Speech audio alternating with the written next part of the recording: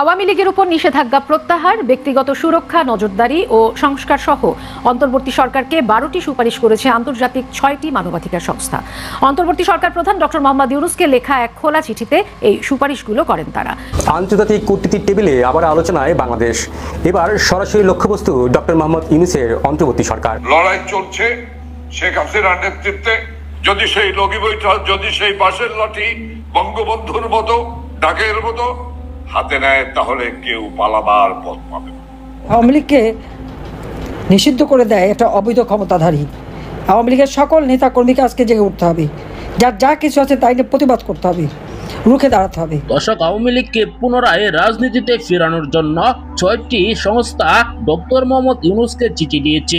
এরপরই আওয়ামী লীগ আবারও গর্জে উঠেছে, আবারও লগি বইটা নিয়ে রাজপথে নামার হুঁশিয়ারি দিয়েছে।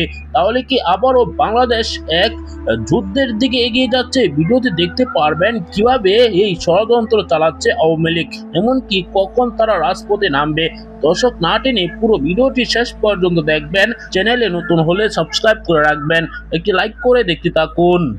লড়াই চলছে শেখ হাসিনার নেতৃত্বে, নির্দেশনায় আওয়ামী লীগ এবং তার সহযোগী সংগঠন যুবলীগ, ছাত্রলীগ, স্বেচ্ছাসেবক লীগ বাধ্য করবেন না হাতে লাঠি তুলে নিতে। আর হাতে যদি লাঠি তুলে নেয়, লগি বৈঠা তুলে নিয়ে থাকতে দেয় না কিন্তু এই আওয়ামী লীগ, যুবলীগ। যদি সেই লগি বৈঠা, যদি সেই বাঁশের লাঠি বঙ্গবন্ধুর মতো ডাকের মতো হাতে নেয়, তাহলে কেউ পালাবার পথ পাবে না। যদি সারা বাংলাদেশ থেকে আমরা বলি, নেত্রী যদি আমাদেরকে সিদ্ধান্ত দেন, চলো চলো ঢাকা চলো, মার্চ টু যমুনা, আপনার কি হিসাব আছে কত লক্ষ মানুষ সেদিন আমরা ঢাকায় ঢুকতে পারবো?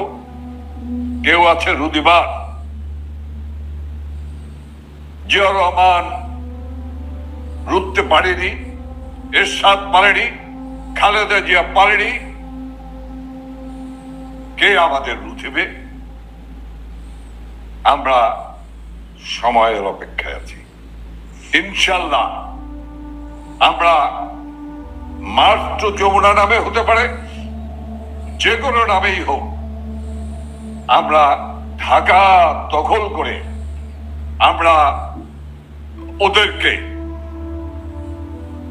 হটিয়ে না দেওয়া পর্যন্ত আমরা ঢাকা অবরোধ করে রাখবো, যমুনাকে অবরোধ করে রাখবো। আওয়ামী লীগের উপর নিষেধাজ্ঞা প্রত্যাহার, ব্যক্তিগত সুরক্ষা, নজরদারি ও সংস্কার সহ অন্তর্বর্তী সরকারকে 12টি সুপারিশ করেছে আন্তর্জাতিক 6টি মানবাধিকার সংস্থা। অন্তর্বর্তী সরকার প্রধান ডক্টর মোহাম্মদ ইউনূসকে লেখা এক খোলা চিঠিতে এই সুপারিশগুলো করেন তারা। প্রেস সেক্রেটারি জানান, আওয়ামী লীগের উপর নিষেধাজ্ঞা নিয়ে সরকারের অবস্থান অপরিবর্তিত, নিরাপত্তা সহ বাকি বিষয়ে সংস্কার চলমান আছে। আরও জানাচ্ছেন মোহন ইসলাম। ডক্টর মোহাম্মদ ইউনূসের নেতৃত্বে অন্তর্বর্তী সরকার কাজ করছে 1 বছরেরও বেশি সময় ধরে। এ সময়ে মৌলিক স্বাধীনতা পুনঃপ্রতিষ্ঠা, সংস্কার শুরু করা, গুম ও অন্যান্য মানবাধিকার লঙ্ঘনের ঘটনা তদন্তে পদক্ষেপ নিয়েছে। এসব কাজের প্রশংসার সঙ্গে আরও 12টি সুপারিশ করে প্রফেসর ইউনূসকে খোলা চিঠি লিখেছে আন্তর্জাতিক 6টি মানবাধিকার সংস্থা। এরা হলো Human Rights Watch, Civicus, Committee to Protect Journalist, Robert F Kennedy Human Rights, Fortify Rights ও টেক গ্লোবাল ইনস্টিটিউটের মতো নামকরা মানবাধিকার সংস্থা। তারা বলছে, জুলাই বিপ্লব ও গেল 15 বছরে সংঘটিত গুম খুনের বিচার নিশ্চিত করা, গুমের অপরাধ নির্ধারণ করা ও তদন্ত কমিশনকে শক্তিশালী করা, জাতীয় মানবাধিকার কমিশনের সংস্কার, রাজনৈতিক মামলা প্রত্যাহার, সুশীল সমাজ ও এনজিওর স্বাধীনতা রক্ষা এবং ব্যক্তিগত তথ্য সুরক্ষা ও নজরদারি সীমিত রাখার সুপারিশ করে তারা। ইতিমধ্যে এসব নিয়ে কাজ হয়েছে এবং বাকিগুলো চলমান বলে জানান প্রেস সচিব। হিউম্যান রাইটস যে কমিশনটা যে করার বিষয়ে এক ধরনের ডায়ালগ হচ্ছে, এই বিষয়ে কাজ হচ্ছে। সাইবার সিকিউরিটি অ্যাক্ট, সেটা অলরেডি আমরা ওই যেই আগের যেটা ওটা খুবই কন্ট্রোভার্সিয়াল ছিল, ওইটা স্ক্র্যাপ হয়েছে। ওইটার আওতায় বা তারও প্রিডিসেসর যেটা ডিজিটাল সিকিউরিটি অ্যাক্ট, ওইটার আওতায় যেগুলো কেসগুলো ছিল সেগুলো সবই অ্যাবলিশ করা হয়েছে। সাংবাদিকদের আমরা সম্পূর্ণ স্বাধীনভাবে তারা রিপোর্ট করতে পারছে, কোনো ধরনের ইন্টিমিডেশন নাই, কোনো ধরনের কোনো পরিবেশে বা তার ফ্রিডম অফ স্পিচ বা তার ফ্রিডম অফ প্রেসকে আমরা কেড়ে নেওয়ার কোনো ইয়ে নেই। হাজার হাজার রাজনৈতিক মামলা সেগুলো প্রত্যাহার হচ্ছে। এই বিষয়ে আমরা যাতে সবাই সুবিচার পান, এই পুরো বিষয়গুলো লক্ষ্য করে সমস্ত কেসগুলোকে রিভিউ করা হচ্ছে। সুপারিশে আরও উল্লেখ করা হয়, নিরাপত্তা খাতে সংস্কার করতে হবে। র্যাব বিলুপ্তি ও ডিজিএফআই সংস্কারের কথা বলা হয় চিঠিতে।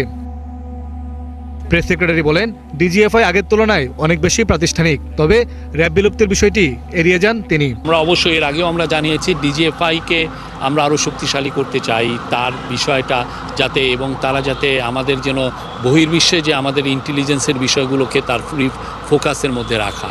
আমাদের সত্যিকার অর্থে আপনি জানেন যে মায়ানমারে যখন 2017 সালে যেই একটা ভয়াবহ আমাদের এখানে 1 মিলিয়নের মতো রোহিঙ্গা আসলেন, তো সেই তাদের বিষয়টা আমাদের তো ইন্টেলিজেন্স এক ধরনের খুব ভালো ইন্টেলিজেন্স ছিল না, তো এই ধরনের ইন্টেলিজেন্স যাতে আমাদের আরও আমরা পাই সে বিষয়টা তো আমাদের দেখা যায়। সংস্থাগুলোর চিঠিতে আওয়ামী লীগের উপর নিষেধাজ্ঞা প্রত্যাহারের সুপারিশ করলেও এ নিয়ে সরকার আগের অবস্থানে আছে বলে জানান তিনি। এই বিষয়ে আমার মনে হয় অনেকবার বলেছে, আমাদের ইন্টারিম গভর্নমেন্টের অনেক অ্যাডভাইজার এটা নিয়ে বলেছেন, আমাদের চিফ অ্যাডভাইজারও বলেছেন, তারপরে হচ্ছে ইলেকশন কমিশনও বলেছেন। আমার মনে হয় এখানে নতুন করে অ্যাড করার আর কিছু নাই।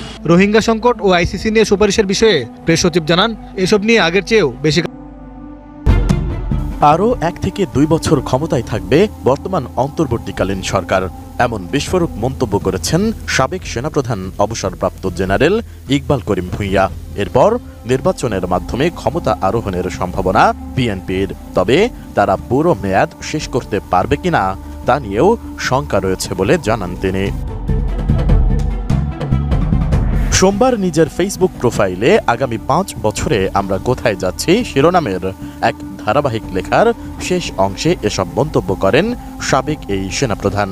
পোস্টে তিনি লেখেন, বর্তমান অন্তর্বর্তীকালীন সরকার আরও 1 থেকে 2 বছর ক্ষমতায় থাকবে, এরপরই বিএনপি নির্বাচনের মাধ্যমে ক্ষমতায় আসতে পারে বলে তিনি পূর্বাভাস দিয়েছেন।